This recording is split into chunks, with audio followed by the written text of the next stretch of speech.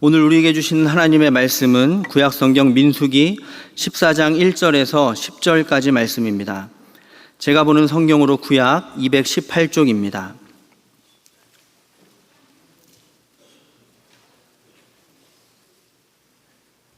민수기 14장 1절에서 10절 말씀 한 절씩 교독하겠습니다.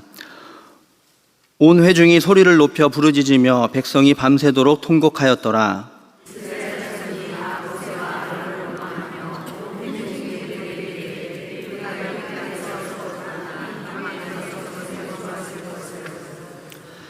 어찌하여 여호와가 우리를 그 땅으로 인도하여 칼에 쓰러지게 하려 하는가? 우리 처자가 사로잡히리니 애굽으로 돌아가는 것이 낫지 아니하랴.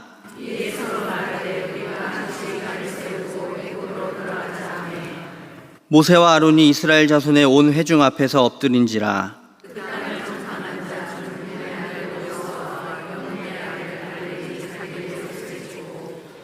이스라엘 자손의 온 회중에게 말하여 이르되 우리가 두루 다니며 정탐한 땅은 심히 아름다운 땅이라.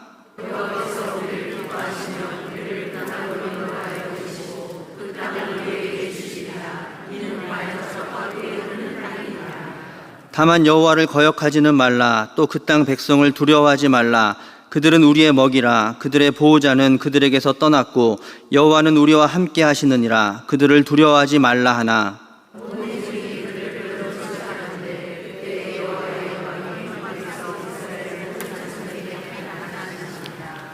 아멘. 여러분 혹시 수도원이나 또 교도소를 방문해 보신 적이 있으십니까? 저는 두 곳 다 방문한 적이 있는데요. 언뜻 생각해 보면 이 두 곳은 이제 전혀 다른 것처럼 보이지만 또 가만히 생각해 보면 이 두 장소에 비슷한 점이 의외로 많이 있음을 알 수 있습니다. 먼저 수도원이나 교도소는 대부분 인적이 드문 곳에, 외진 곳에 위치해 있고요.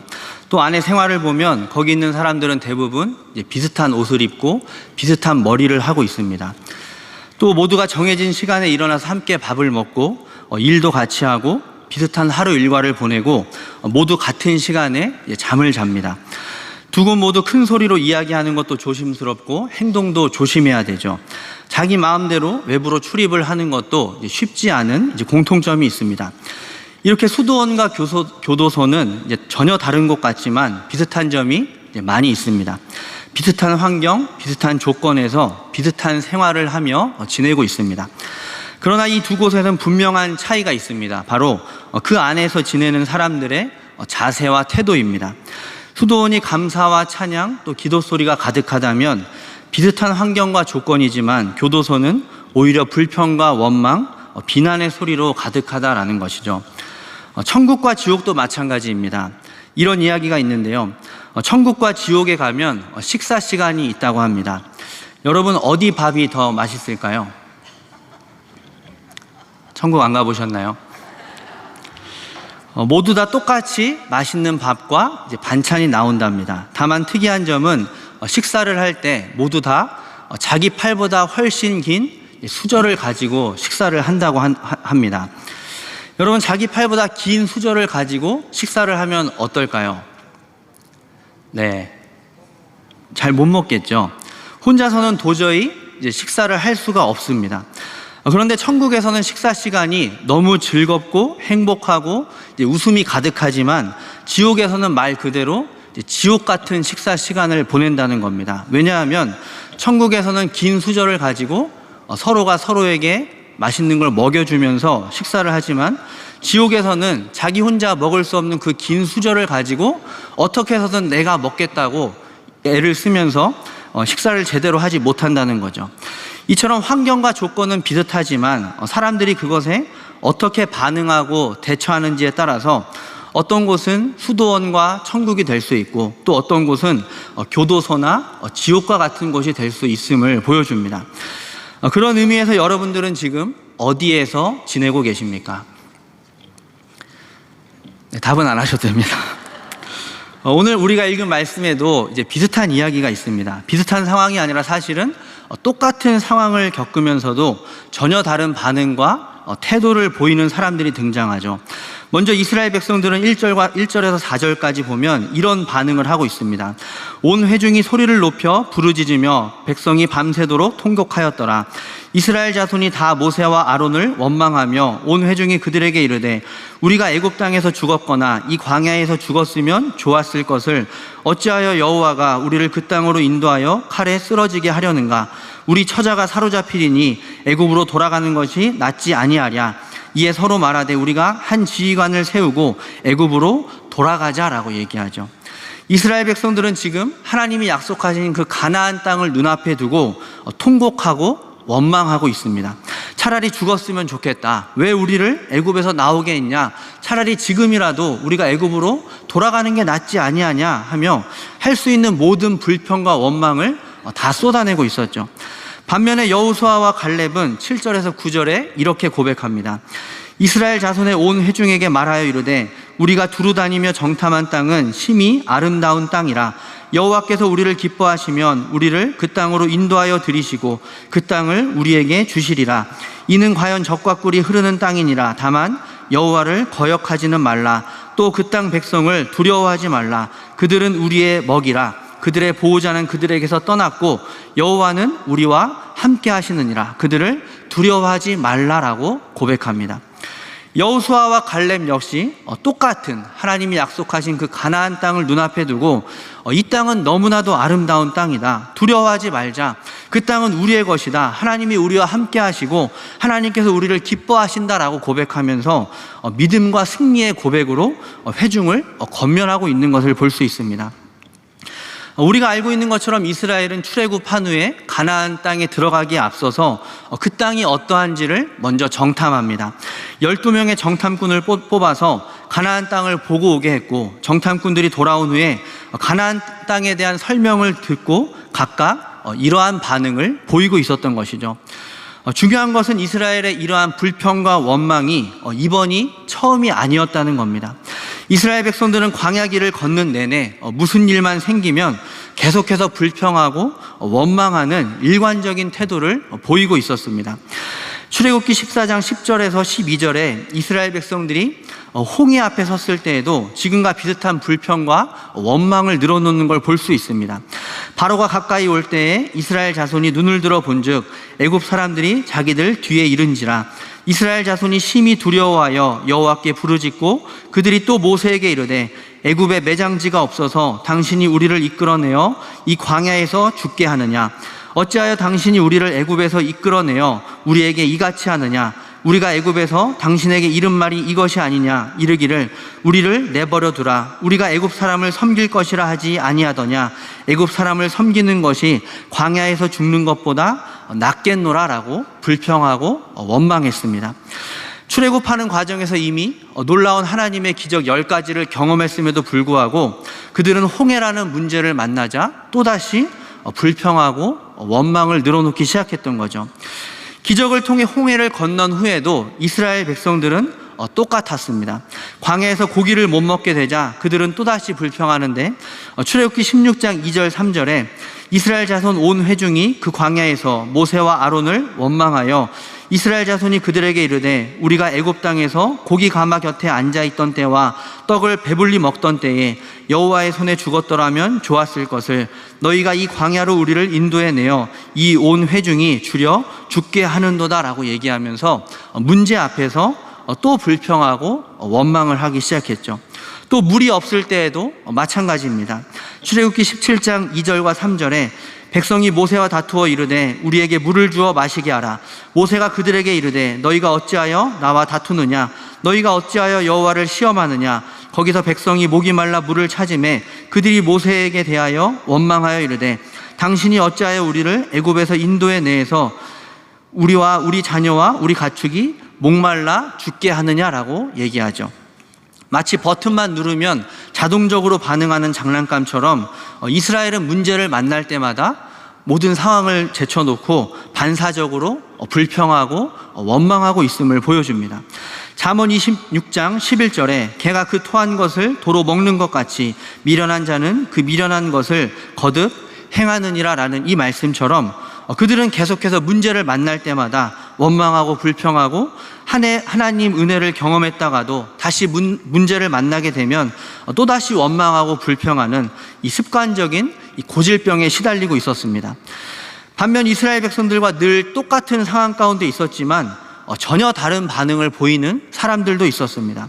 오늘 말씀에 여호수아와 갈렙이 그러했고, 나아가 광야 생활 전체를 보면 모세와 아론이 특히 그러한 반응을 보였습니다.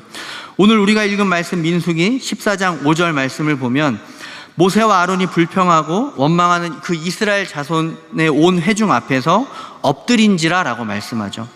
여기서 모세와 아론이 이스라엘 자손 앞에서 엎드렸다라는 이 말은 그들이 무서워서 그들에게 잘 봐달라고 화를 풀라고 고개를 숙인 것이 아니죠.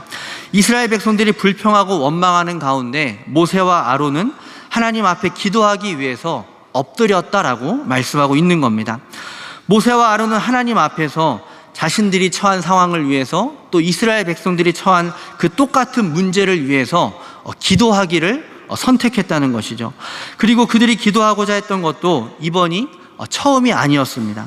민수기 16장 4절에 모세와 아론을 거슬러 대적하고 원망하고 불평하는 자들 앞에서 모세가 듣고 엎드렸다라고 말씀합니다. 또 민수기 20장 6절에서도 모세와 아론이 회중 앞을 떠나 회막문에 이르러 엎드리매라고 기록하고 있습니다.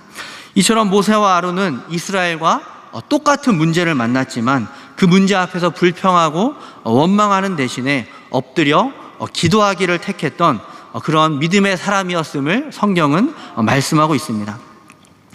이렇게 서로 대조적인 이스라엘 백성과 모세의 모습은 여러 문제와 또 사건들 앞에서 우리가 어떠한 반응을 보이는지를 표본적으로 잘 보여주고 있습니다.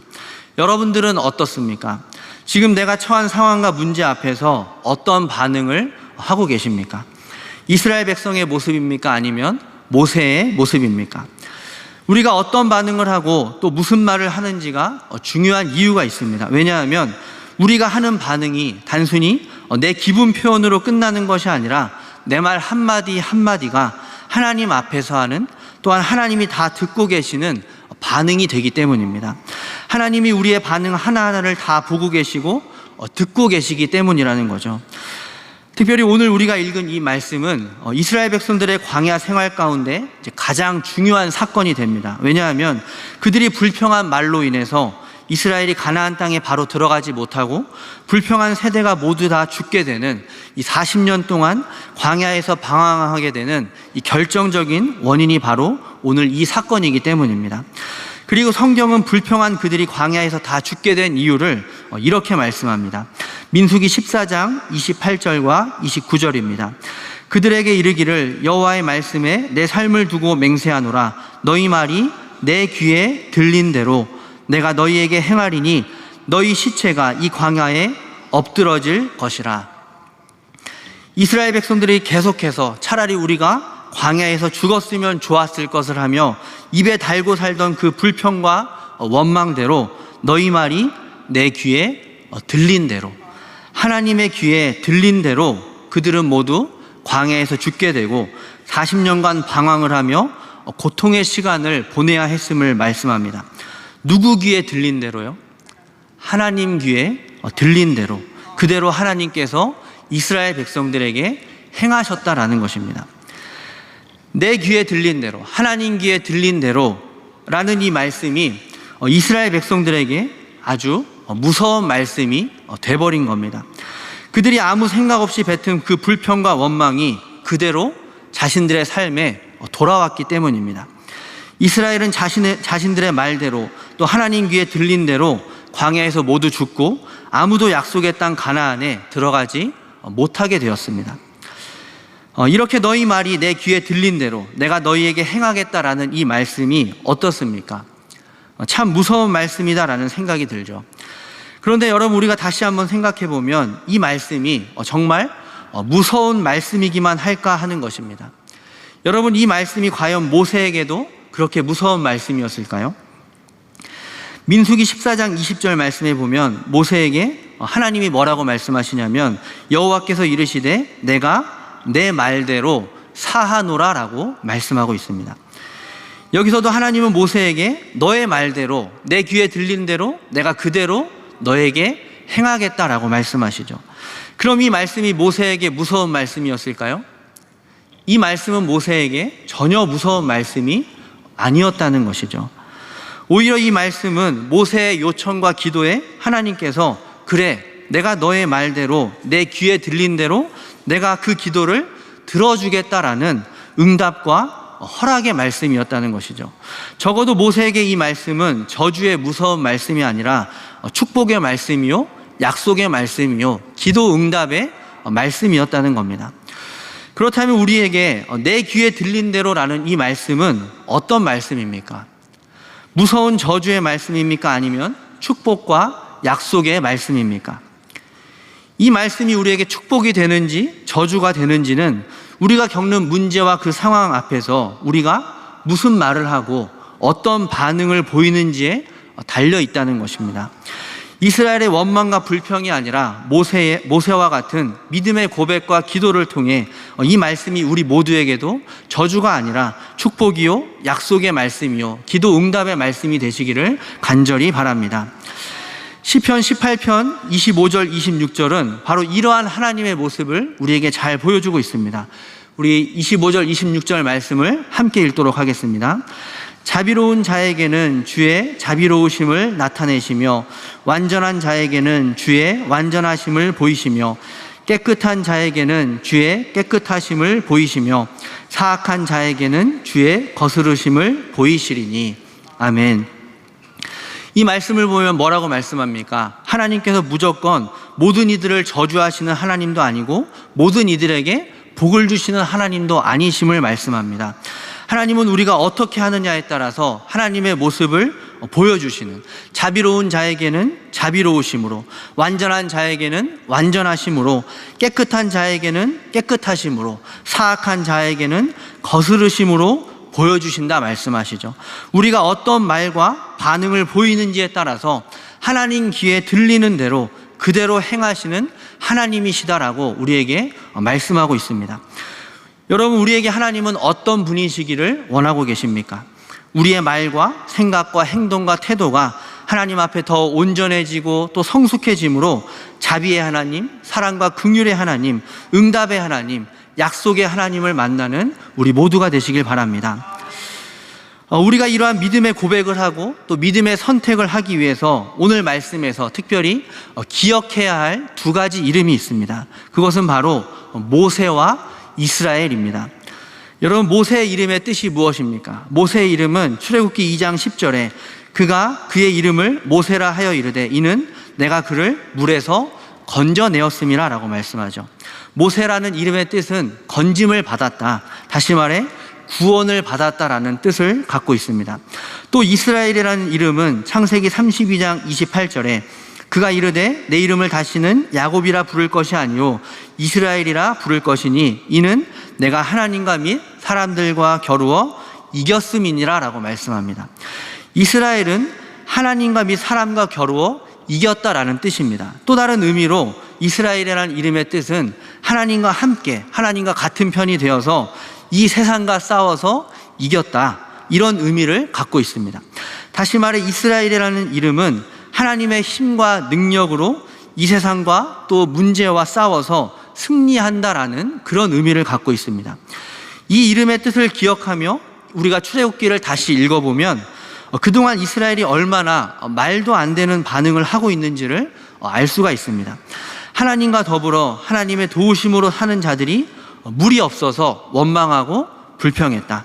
하나님과 함께하는 자들이 강한 민족을 보고 두려워했다, 원망했다.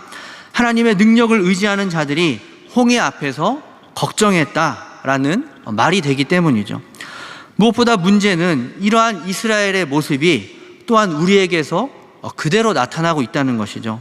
왜냐하면 이 두 가지 이름은 우리와 아무 상관없는 이름이 아니라 바로 우리의 이름이고 그리스도인이 누구인지를 정확하게 보여주는 이름이기 때문입니다.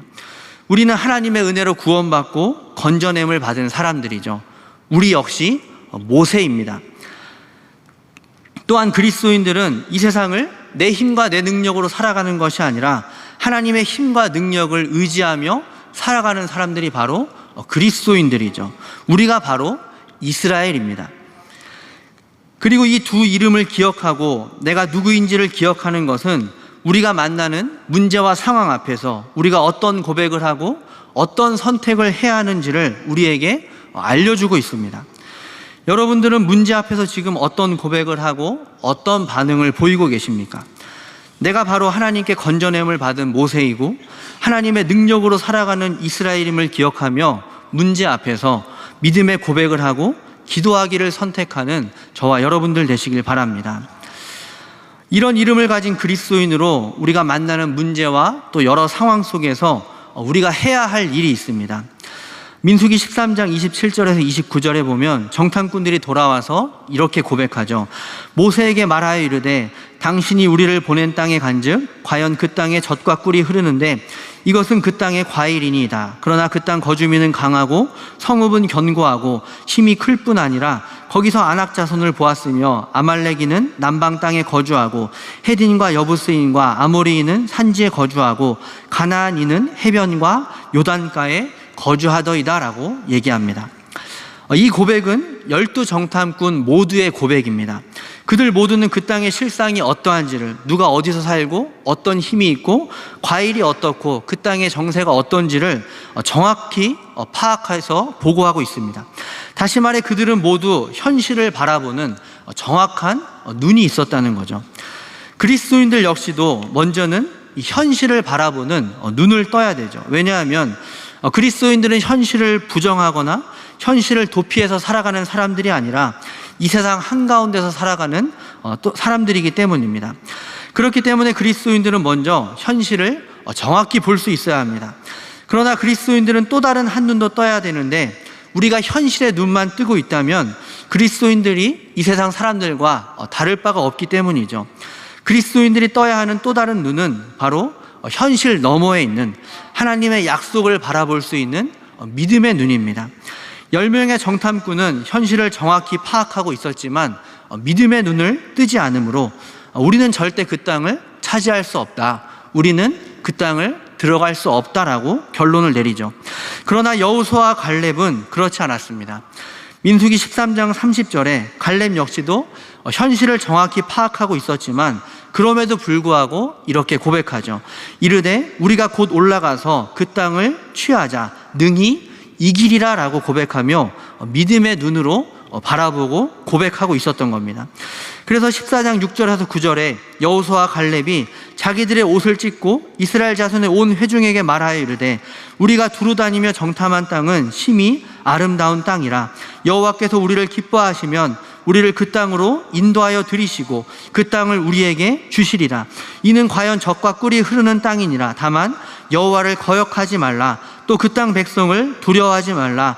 그들은 우리의 먹이라. 그들의 보호자는 그들에게서 떠났고 여호와는 우리와 함께 하시느니라. 그들을 두려워하지 말라라고 선포하며 믿음의 눈으로 이러한 고백을 할 수 있었던 겁니다. 다만 우리가 믿음의 고백을 할 때 한 가지 기억해야 할 것은 우리가 믿음의 눈을 뜨고 믿음의 고백을 하는 것이 그냥 무턱대고 난 잘 될 거야, 난 성공할 거야, 난 1등 할 거야, 다 괜찮을 거야 라고 하는 것과는 다른 점이 있다는 겁니다. 믿음의 눈을 뜬다는 것은 내가 원하는 대로, 내가 하고 싶은 대로 고백하는 것이 아니라 하나님의 약속의 말씀을 붙들고 고백하는 것이라는 거죠. 여호수아와 갈렙의 눈에 보이는 것은 거대하고 강한 자손이었지만 그들은 현실보다는 하나님의 약속을 붙들고 있었던 사람들입니다. 하나님께서 내가 너희에게 이 땅을 주겠다라고 약속하신 그 말씀을 의지하고 그 약속을 바라보는 사람들이었다는 거죠. 마찬가지로 우리가 믿음의 눈을 뜨고 고백하는 것도 다름 아닌 하나님의 그 약속의 말씀을 붙들고 그것을 바라보는 것입니다. 그리고 그 약속의 말씀들은 바로 성경에 쓰여진 수많은 말씀들이죠. 성경을 읽고 듣고 묵상하며 그 약속의 말씀을 찾아 붙잡고 그것을 가지고 우리가 믿음의 눈을 떠서 믿음의 고백을 해야 한다는 것입니다. 특별히 우리에게 주신 수많은 약속의 말씀 가운데 성경은 우리가 만나는 문제와 상황 앞에서 빌립보서 4장 6절과 7절에 이렇게 말씀합니다. 아무것도 염려하지 말고 다만 모든 일에 기도와 간구로 너희 구할 것을 감사함으로 하나님께 아뢰라. 그리하면 모든 지각에 뛰어난 하나님의 평강이 그리스도 예수 안에서 너희 마음과 생각을 지키시리라 라고 말씀하죠. 문제 가운데 염려를 택하기보다는 모든 일에 기도와 간구로 하나님 앞에 아뢰면 하나님께서 우리의 마음과 생각을 지켜주시고 불평과 원망이 아니라 하나님의 평강으로 우리와 함께 해주시겠다라고 약속하고 계십니다. 이 약속의 말씀뿐만이 아니라 또 성경에 나타난 또 다른 수많은 약속의 말씀들을 통해서 우리가 현실의 눈만 뜨는 것이 아니라 믿음의 눈도 함께 떠서 믿음으로 고백하며 그 하나님의 약속이 우리 삶 가운데 그대로 다 이루어지는 역사가 우리 모두에게 있게 되시기를 간절히 바랍니다. 우리는 이 세상을 살아가면서 이스라엘 백성들의 광야 생활처럼 많은 문제와 또 어려움들을 만나게 되죠. 그리고 그 가운데는 불평한 일들도 또 원망할 일들도 분명히 많이 있을 겁니다. 그러나 그리스도인들은 그러한 상황을 피해가고 안 만나는 사람들이 아니라 그런 일들을 만나지만 오늘 말씀처럼 우리의 고백대로 하나님이 들으시고 응답하심을 바라고 믿는 사람들입니다. 또한 모세와 이스라엘의 이름을 기억하며 내가 누구인지 그리스도인이 누구인지를 바로 알고 그 모든 상황 가운데 하나님을 바라보고 의지하고자 힘쓰는 사람들입니다. 또한 그리스도인들은 현실의 눈뜰 뿐만이 아니라 약속의 말씀에 근거해서 믿음의 눈을 뜨고 그 말씀을 붙들며 믿음으로 고백하며 승리하는 사람들입니다. 오늘 말씀을 기억하며 우리가 하나님의 약속의 말씀을 붙들어 믿음의 고백과 기도하기를 선택하는 삶을 통해서 하나님 귀에 들린 대로 역사하시는 그 하나님을 만나고 또한 그 기도 응답의 은혜를 누림으로 우리 삶이 교도소와 또 지옥 같은 삶이 아니라 수도원과 천국과 같은 삶을 살아가는 우리 모두의 삶이 되시기를 간절히 바랍니다. 기도하겠습니다. 하나님 아버지 감사합니다. 우리가 처한 상황과 문제 앞에서 하나님의 말씀을 붙들고 믿음의 고백을 하며 하나님께 기도하기를 선택하는 참된 그리스도인으로 살아가게 하여 주옵소서. 그리하여 하나님 귀에 들린 대로 우리 삶 가운데 역사해 주시고 또 응답해 주시는 그 은혜를 우리 모두가 누리게 하여 주옵소서. 우리를 붙드시고 인도해 주시는 예수님의 이름으로 기도드립니다. 아멘.